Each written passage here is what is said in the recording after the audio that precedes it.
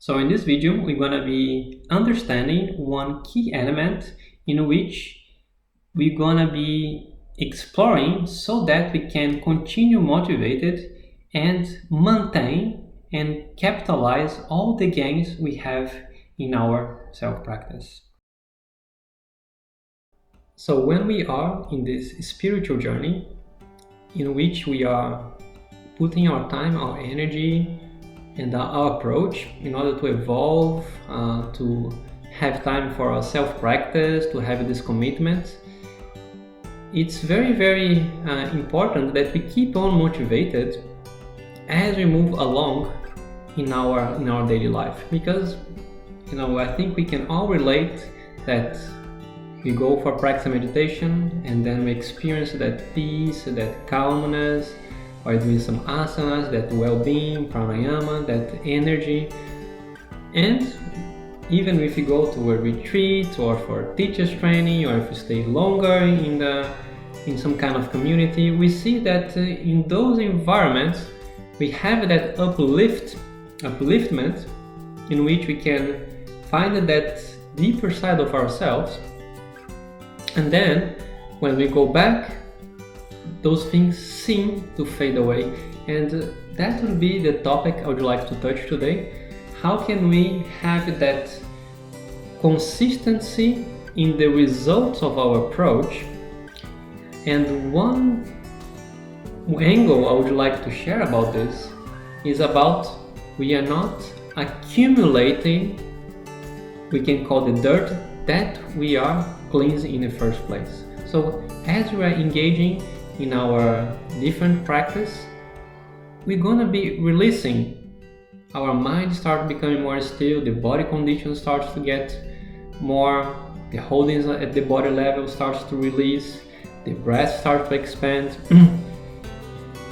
But then, how can we continue in that so that we are not gathering them again? And for that, I would like to share a very nice sutra in which is the foundation for our yogic journey.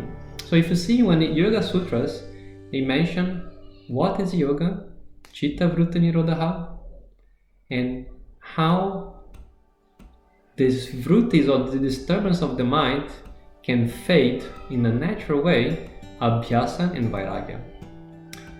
Abhyasa we can touch in another topic, but I would like to go a little bit deeper in this concept of Vairagya. So Vairagya saying as non-attachment.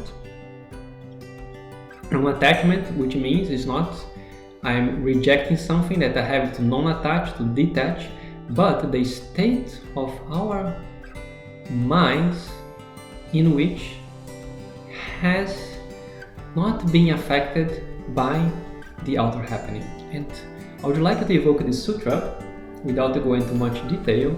Drishta anushravika vishaya vitrushnasya vashikara sangnya vairagyam. Drishta anushravika vishaya.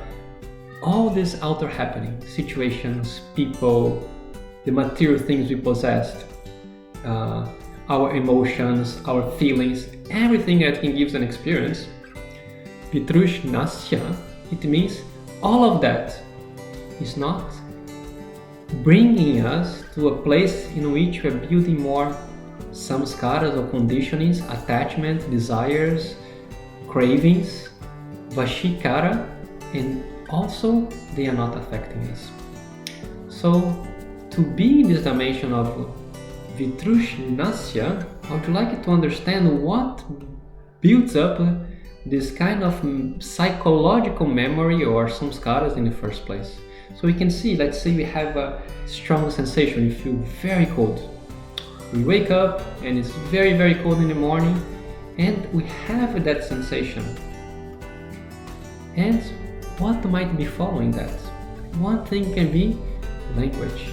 We can have a kind of self-talk to ourselves in which this is not good, I don't like that, why I'm in this place, this weather I hate.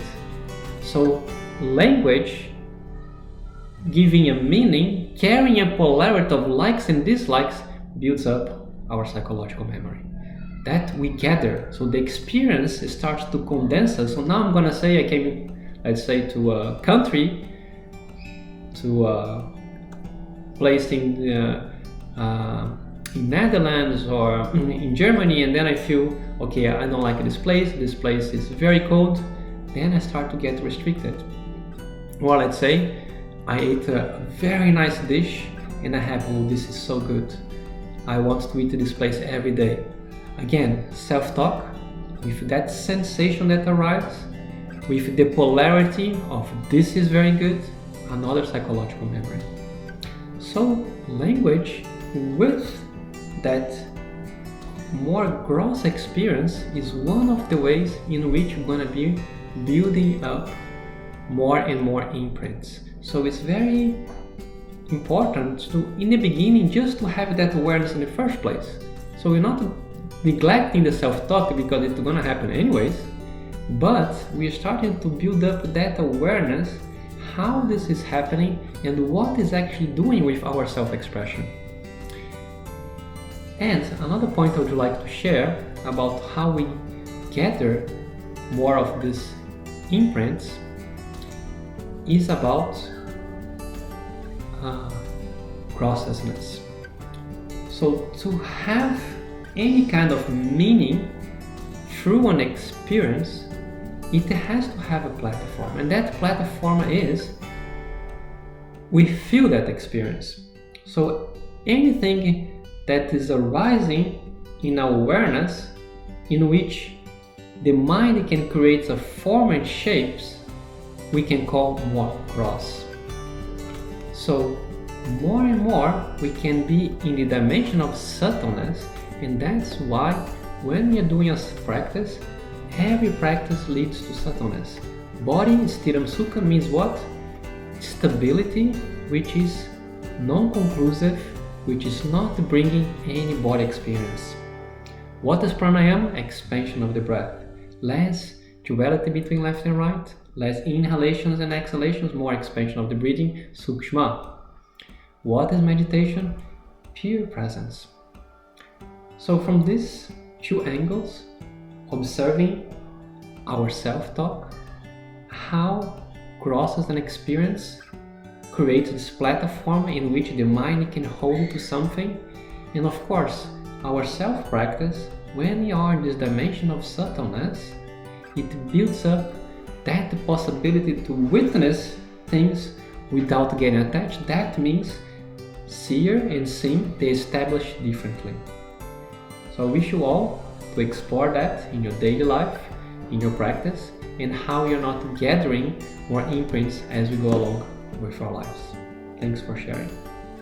Namaste.